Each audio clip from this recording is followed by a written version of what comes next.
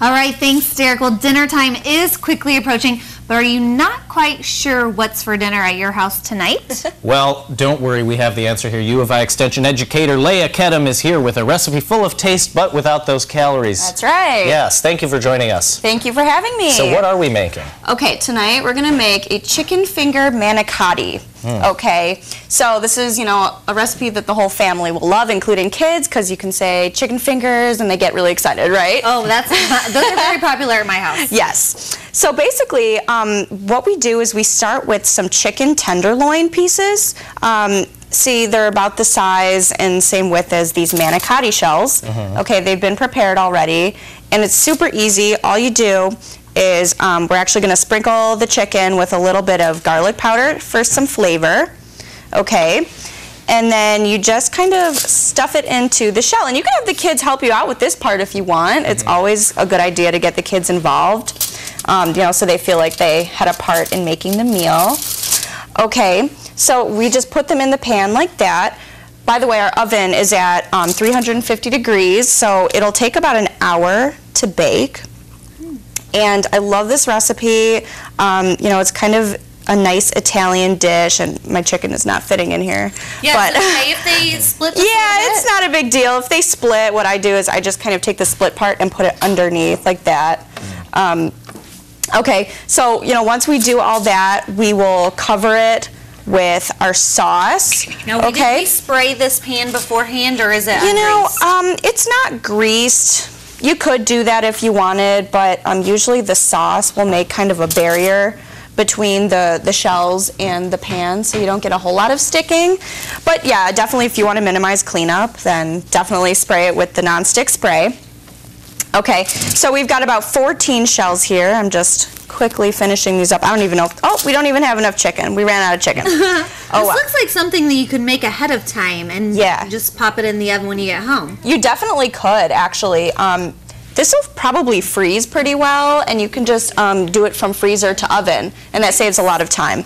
So, okay, we've got our chicken in our shells, and we're just going to take some regular spaghetti sauce and pour it all over it.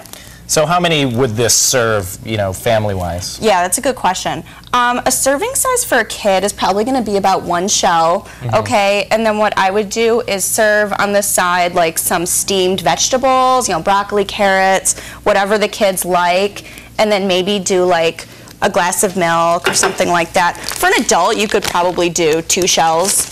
2 shells is about 450 calories. So it's it's not a huge amount, but it's pretty substantial. You've got your tomatoes and the tomato sauce. You've got protein with the chicken. It's lean chicken. Okay, we've got our low-fat shredded mozzarella cheese. All right, so we do about 1.5 cups all on top there.